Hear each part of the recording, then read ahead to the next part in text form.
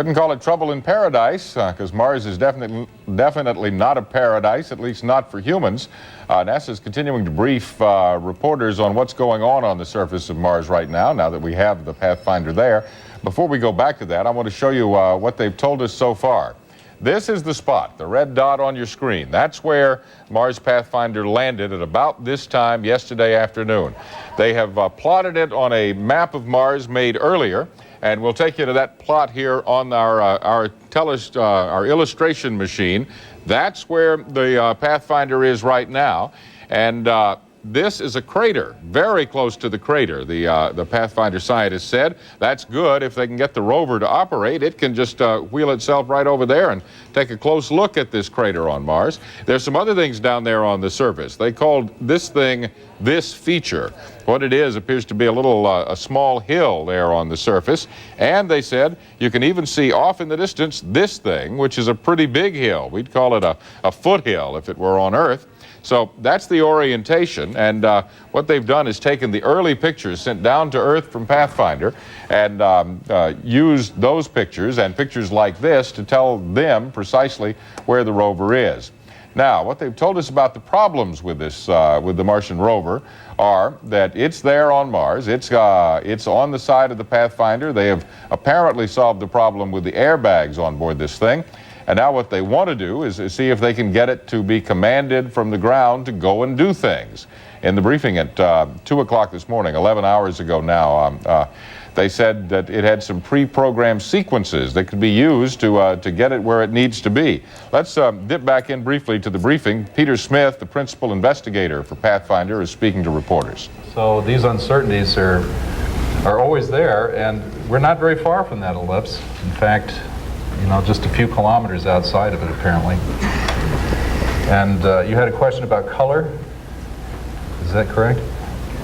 Well, there were reports. Why the sky isn't blue? Yeah, there were reports yesterday that the signals indicated that the atmosphere was a different density thing. The parachute deployed at differently, and the rockets fired at different velocities. Right. Well, the density of the atmosphere wouldn't be affected by this little bit of dust we see in the atmosphere. No, but I'm not saying those two things are related, or I'm asking, are you learning new things about the atmosphere, and what can you tell me about We're trying to learn new things about the atmosphere. Unfortunately, most of our atmospheric observations weren't returned yesterday, so we've been struggling to learn about the atmosphere by looking at our little radiometric target, which of course is illuminated by the atmosphere.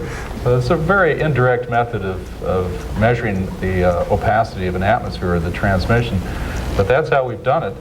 And we're really anxiously awaiting some actual atmospheric data with our solar filters, which are going to tell us precisely what the optical depth is and how it changes during the time of day. And then we'll be able to make very quantitative assessments of what's going on in the atmosphere. And we've already looked at the color of the atmosphere that can be seen in the background, done a quantitative assessment of the color, and it's definitely red. There's a strong slope increase in intensity from blue to red that's almost linear, and this is not a blue sky by any stretch of the imagination. It's a red sky. And as you examine them, will you kick into this super resolution mode so you can see more of the detail in them before you head off there? We're not going to kick into a super resolution mode for quite some time. We have a basic program we want to get in place before we start getting into that kind of next layer of detail, because there's a certain cost and data volume that it takes to make that kind of a super resolution. However, the reason these two rocks were picked was due to the colors. As you saw the color picture that was just shown a little while ago. Can I bring that up again? Well, it doesn't help to bring it up, because what we did was do a stretch of those colors and some ratios of the colors, and those brought up very subtle color differences.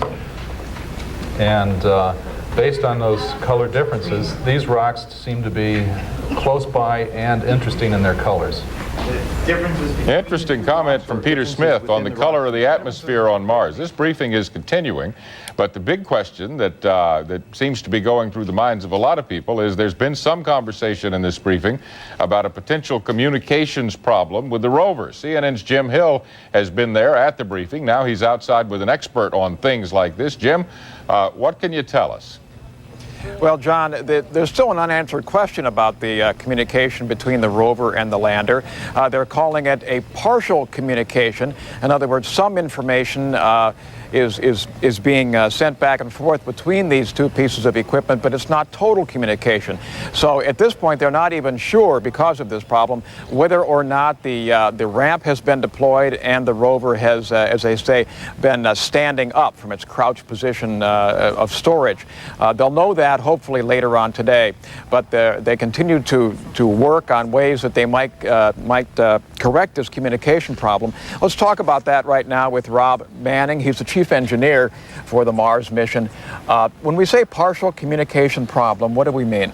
Well, what we mean is that there's at times the communications between the lander and the rover are garbled. It's very much like a problem you might have where you using your modem to communicate over the net from your home. Occasionally the information gets corrupted and you don't get the images or data that you need. In this case, the spacecraft is communicating very well with the rover in the morning. In our first downlink session we had in the morning of landing, the rover was doing a great job of communicating, but as we went through the day we saw more and more garbled information, which is indicative of kind of weak signals between the two.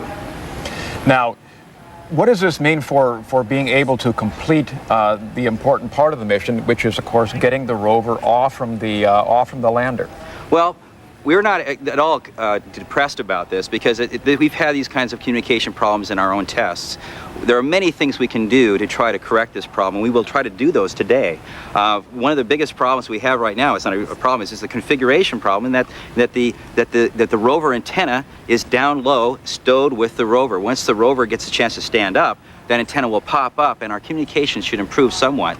There are other things we may do in terms of recycling the power on the modems on both the rover side and the lander side to help this communication out.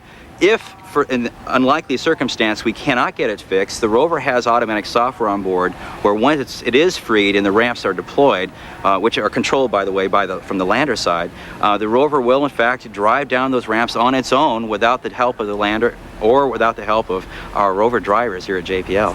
Now, I assume that would mean that the two rocks, for example, which are of particular interest, and you really want to examine those rocks, you're not going to be able to do that. You won't be able to specifically tell the rover where to go. The rover is not quite smart enough to figure out what the best rocks are. We relied on scientists to do that for us instead.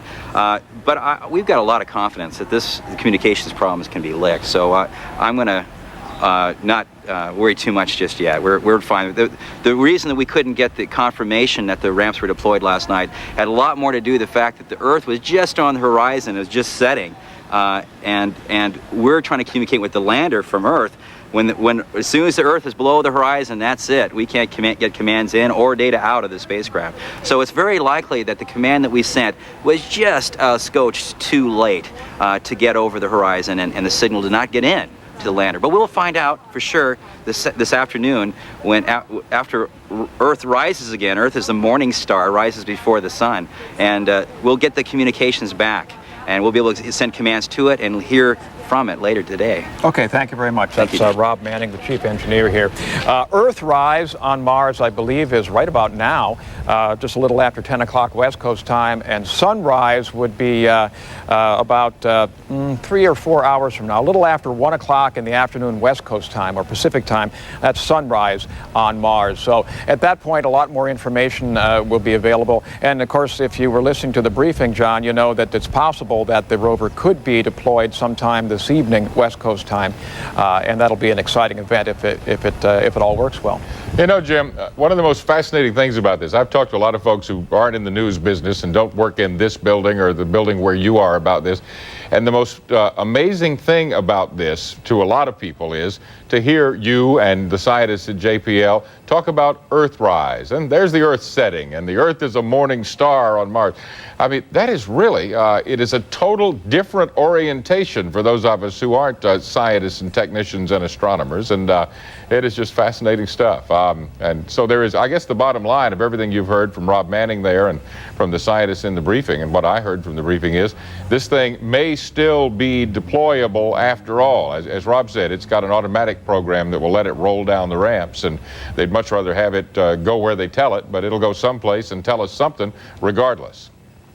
That appears to be the case, absolutely. And obviously they put that backup plan in there because of just the possibility of what's happened.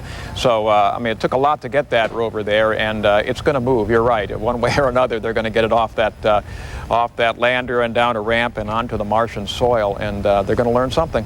I tell you, I wish I could personally get excited about sniffing the rocks. I can't, but the pictures are the things that are fascinating to me. And they said the pictures will be coming back to Earth at twice the data rate they were yesterday. So maybe that means we get twice as many to look at as this day progresses. Oh, absolutely, and the resolution is really astounding. I mean, the pictures that we saw this morning were almost surreal. They were so sharp, so clear, so precise, and being able to see not only the close-up images of what's on and around the lander, but being able to see the horizon and know that a crater is a couple of 3 or 4 kilometers away, and the couch-like rock on the horizon and so forth. That was absolutely fascinating, and it's mesmerizing almost to see pictures that clear and that sharp. Jim Hill, thanks a lot for being with us, being excited about this as I am, and hundreds and thousands of our viewers are. We'll check back with you. Keep us posted on what's going on out there. That's going to end this part of our coverage. Parenting Today got shortchanged by our live coverage from Mars. It's going to start up in about 10 minutes after we take a break. It'll be 10 minutes in progress. Thanks for being with us. We'll be back when there's more news to report from Mars.